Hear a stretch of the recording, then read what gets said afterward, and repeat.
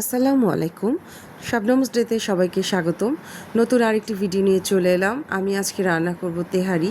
তো এই জন্য আমি প্রথমে আলুগুলো ভেজে নিলাম, তারপর আমি পেঁয়াজ কুচি দিচ্ছি। পেঁয়াজ দিয়ে মাংসটা রান্না হবে, এই জন্য পেঁয়াজটাকে আমি একটু ভালো করে ভেজে নিচ্ছি। পেঁয়াজটা ভালো করে ভেজে নেওয়ার পরে আমি এখানে ঘি দিয়ে দিচ্ছি। এটা হচ্ছে কি আমাদের এলাকার একটা ঘি। এই ঘিটার ফ্লেভার অনেক মজার, অনেক সুন্দর। তো ঘি দেওয়ার পরে আমি আবার একটু নাড়াচাড়া করে নিচ্ছি। পেঁয়াজটাকে ভালোভাবে আবার নাড়াচাড়া করে নেওয়ার পরে এর মধ্যে আমি আদা এবং রসুনের পেস্ট দিয়ে দিব। আদা রসুনের পেস্ট দেওয়ার পরে আবার একটু ভালো করে নাড়াচাড়া করে নিব। এরপর আমি এর মধ্যে প্যাকেটের যে তেহারি মশলাটা পাওয়া যায়, সেই তেহারি মশলাটা আমি এর মধ্যে বেশ খানিকটা দিয়ে দিব। এটা খুবই সহজভাবে রান্না করা, ঘরে যা উপকরণ আছে মানে শুধুমাত্র তেহারি মশলাটা দিয়েই আপনি এই তেহারিটা রান্না করতে পারবেন।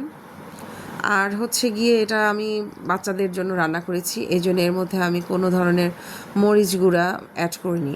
আর এই মাংসটা আমি আগের থেকেই দই ছিল না আমার বাসায়, তো আমি কি করেছিলাম দুধ দিয়ে আর হচ্ছে গিয়ে লেবু দিয়ে আর অন্যান্য মশলাগুলো একটু দিয়ে ম্যারিনেট করে রেখে দিয়েছিলাম। সেটা আমি এখন আমার এই পেঁয়াজ আর এই তেহারি মশলার মধ্যে দিয়ে একটু কষিয়ে তারপর এটা রান্না করব। এখান থেকে একটু পানি উঠবে, ভালো করে একটু কষিয়ে নিচ্ছি। কষিয়ে নিয়ে নেওয়ার পরে মাংসটা আর কি রান্না হবে। এই যে মাংসটা কেমন মাখো মাখো হয়ে গিয়েছে, আমি একটু লবণ দিয়ে দিলাম। লবণ দিয়ে দেওয়ার পরে আমি আবার ভালোভাবে এটাকে নাড়াচাড়া করে দিব। নাড়াচাড়া করতে করতে আরেকটু ভালোভাবে কষাবো। এই কষানোর পরে আমি এখানে দুধ দিয়ে দিব। দুধ দিয়ে আমি আবার ভালো করে কষাবো। এই যে দুধ দিয়ে দিচ্ছি, এটা দিলে এটার মানে স্বাদটা ভালো আসে। আমি দেখেছি পানির চেয়ে দুধ দিলে স্বাদটা খুবই অসাধারণ আসে। আপনারা বাসায় ট্রাই করবেন। তারপরে আমি একটু লেবু দিয়ে দিলাম, টক দইয়ের পরিবর্তে আর কি এটা দেওয়া। তো আমি একদিন হচ্ছে গিয়ে কি করেছিলাম, পুরো রান্নাটা আমি দুধ দিয়ে করেছিলাম, খেতে অসাধারণ হয়েছিল।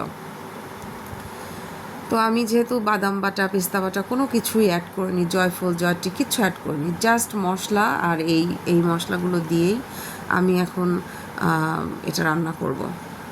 তো আমি মাংসগুলো উঠিয়ে নিয়েছিলাম, তারপরে আমি চালটা দিয়ে দিলাম। চালটা দিয়ে এটাকে আমি ভালোভাবে আবার কষাবো। চালটা ভালোভাবে কষানোর পরে আমি এর মধ্যে আর কি পানি দিয়ে দিব। চাল যতটুকু ছিল তার চেয়ে দ্বিগুণ পরিমাণ পানি দিয়ে দিব। চাল সম্ভবত ছিল 5 কাপ, তো আমি এখানে 10 কাপের মতো পানি দিয়ে দিয়েছি। আর পাশে এই যে পেঁয়াজ বেরেস্তা ভাজা হচ্ছে এখানে দেওয়ার জন্য। তো এই যে পানি দিয়ে দিয়েছি, আমি এটাকে নাড়াচাড়া করে দিলাম আরেকবার। এখন এই পর্যায়ে এসে আমি এটাকে ঢাকনা দিয়ে ঢেকে দিব। ঢাকনা দিয়ে ঢেকে দেওয়ার পরে একটু খানিকক্ষণ পরে আমি আবার একটু খুলে দেখলাম কি অবস্থা, আর এদিকে আমার পেঁয়াজ বেরেস্তা হয়ে গিয়েছে। তারপর আমি এখানে আমার উঠিয়ে রাখা মাংসগুলো এখানে দিয়ে দিব। মাংসগুলো দিয়ে দিচ্ছি। মাংসগুলো দেওয়া শেষ হলে আমি আরেকটু দুধ দিয়ে দিচ্ছি। তারপর এটাকে ভালোভাবে নাড়াচাড়া করে ঢাকনা দিয়ে ঢেকে দিচ্ছি। ঢাকনা দিয়ে ঢাকার কিছুক্ষণ পর আমি কাঁচামরিচও দিয়ে দিয়েছিলাম। আর এখন আমি আবার একটু 1 চামচ ঘি দিয়ে দিচ্ছি।